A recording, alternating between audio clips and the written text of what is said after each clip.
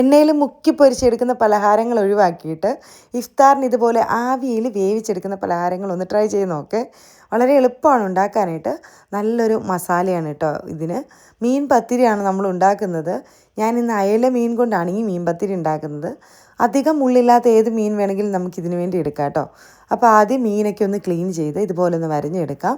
ഇനി നമുക്ക് മസാല ഒന്ന് തേച്ച് കൊടുക്കാം. സാധാരണ നമ്മൾ മീൻ പൊരിക്കുമ്പോൾ ഇടുന്ന മസാലകളില്ലേ, അതാണ് മുളക് പൊടിയും മഞ്ഞൾപ്പൊടിയും കുരുമുളക് പൊടിയും ഇഞ്ചി വെളുത്തുള്ളി പേസ്റ്റ് ഉപ്പ് ഇത്രയിട്ട് ഇതുപോലെ മീനിലേക്ക് നന്നായിട്ടൊന്ന് തേച്ച് പിടിപ്പിച്ച് ഒന്ന് മസാല പിടിക്കാനായിട്ട് നമുക്കൊന്ന് മാറ്റി വയ്ക്കാം.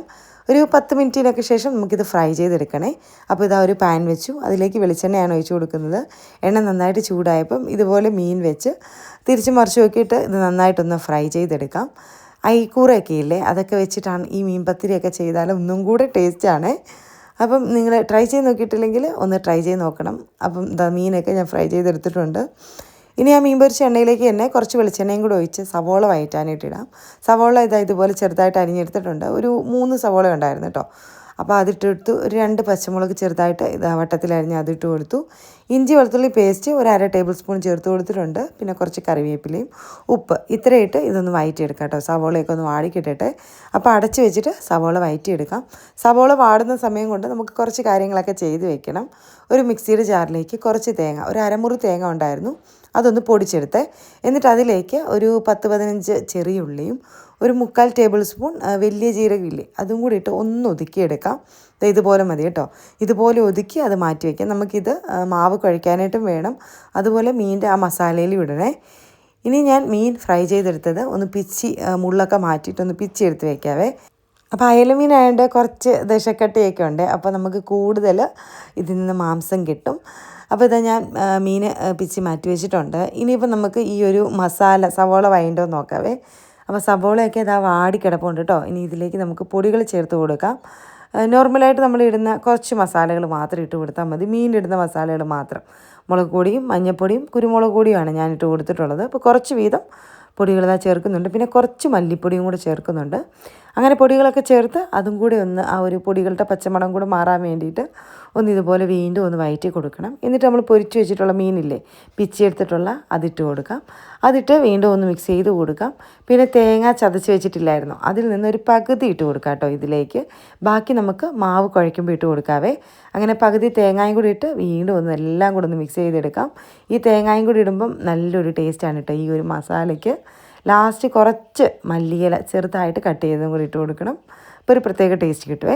അങ്ങനെ കുറച്ച് മല്ലിയിലയും കൂടി ഇട്ട് നന്നായിട്ടൊന്ന് മിക്സ് ചെയ്തെടുത്താൽ നമ്മുടെ അടിപൊളിയായിട്ടുള്ള മീൻ പത്തിരിക്കുള്ള മസാല റെഡി ആയിട്ടുണ്ട്. ഇതങ്ങ് മാറ്റി വയ്ക്കാം കേട്ടോ. ഇനി നമുക്ക് മാവൊക്കെ ഒന്ന് കുഴച്ചെടുക്കണം.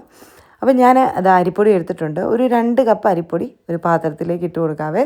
വറുത്ത അരിപ്പൊടിയാണ് കേട്ടോ, വറുക്കാത്ത അരിപ്പൊടി ആണെങ്കിലും കുഴപ്പമൊന്നുമില്ല.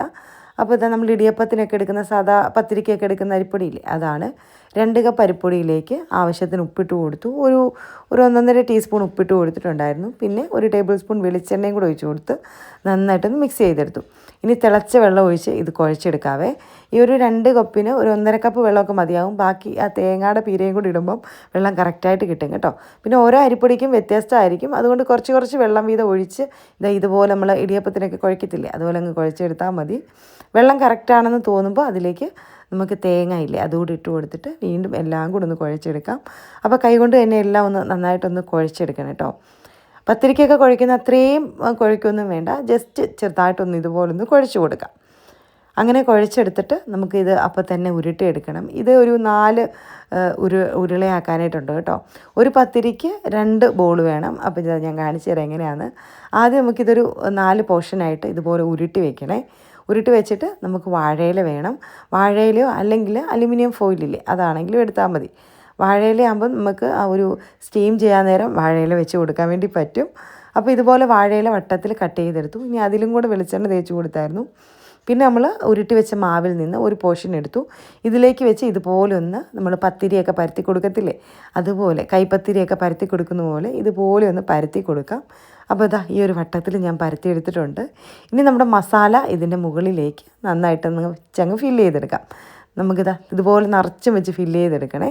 അങ്ങനെ മസാലയും വെച്ച് ഫില്ല് ചെയ്തിട്ട് വേറൊരു വാഴയിലയിലേക്ക് ഇതുപോലെ തന്നെ എണ്ണ തടവി കൊടുത്ത് നമ്മൾ ഉരുട്ടി വെച്ചിരിക്കുന്ന മാവിൽ നിന്ന് ഒരു മാവെടുത്ത് ഇതുപോലെ വീണ്ടും നേരത്തെ കൈപ്പത്തിരി പരത്തിയ പോലെ അങ്ങ് പരത്തി കൊടുക്കാം.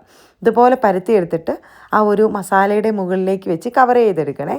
ഇങ്ങനെ കവർ ചെയ്ത് സൈഡും കൂടെ ഒട്ടിച്ച് കൊടുത്താൽ നമ്മുടെ ഒരു പത്തിരി റെഡിയായി കിട്ടിയിട്ടുണ്ട്. അപ്പോൾ ഇതാ ഇതുപോലെ അങ്ങ് വെച്ചിട്ട് ഇല അങ്ങ് ഇതൊക്കെ മാറ്റണേ. ഇല മാറ്റി കൊടുത്തിട്ട് അതിൻ്റെ സൈഡൊക്കെ ഒന്ന് ഒട്ടിച്ച് കൊടുക്കണം കേട്ടോ. അപ്പോൾ ഞാനിത് ഈ ഒരു മാവ് കൊണ്ട് 2 എണ്ണം ഉണ്ടാക്കിയെടുത്തിട്ടുണ്ട്. ഫസ്റ്റത്തെ റെഡി ആയിട്ടുണ്ട്. അങ്ങനെ ഇതാ സെക്കൻഡും റെഡിയാക്കി എടുക്കുന്നുണ്ട്. ഇനി നമുക്കിത് ആവിയിൽ വേവിച്ചെടുക്കാം. ഇതുപോലെ അപ്പച്ചെമ്പിൽ വെള്ളം വെച്ചിട്ട് അതിൻ്റെ മുകളിലായിട്ട് ആ ഇലയോട് കൂടി തന്നെയാണ് കേട്ടോ ഞാൻ വെച്ച് കൊടുക്കുന്നത്. എന്നിട്ട് ഇല വെച്ച് അടച്ച് വെച്ചിട്ട് നമുക്കൊന്ന് ഇതാ വേവിച്ചെടുക്കാവേ. അപ്പോൾ 2 എണ്ണം ഉള്ളതുകൊണ്ട് ഞാനിതുപോലെ വേറൊരു തട്ടും കൂടെ വെച്ച് കൊടുത്ത് അതിൻ്റെ മുകളിലായിട്ട് ഒരെണ്ണം വെച്ച് കൊടുത്തിട്ട് വേവിച്ചെടുക്കുകയാണ്.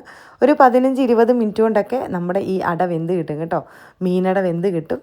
അങ്ങനെ ഇതാ നല്ല അടിപൊളി ടേസ്റ്റി ആയിട്ടുള്ള മീൻ പത്തിരി റെഡി ആയിട്ടുണ്ട്. നോമ്പ് തുറക്കുന്ന ധൃതിക്ക് ഞങ്ങൾ കഴിച്ചു കേട്ടോ. പിന്നെയാണ് ഞാൻ ബാക്കിയുള്ളത് വെച്ച് വീഡിയോ എടുക്കുന്നത്. എന്തായാലും ഒന്ന് ട്രൈ ചെയ്ത് നോക്കിയിട്ട് ഫീഡ്ബാക്ക് അറിയിക്കണേ.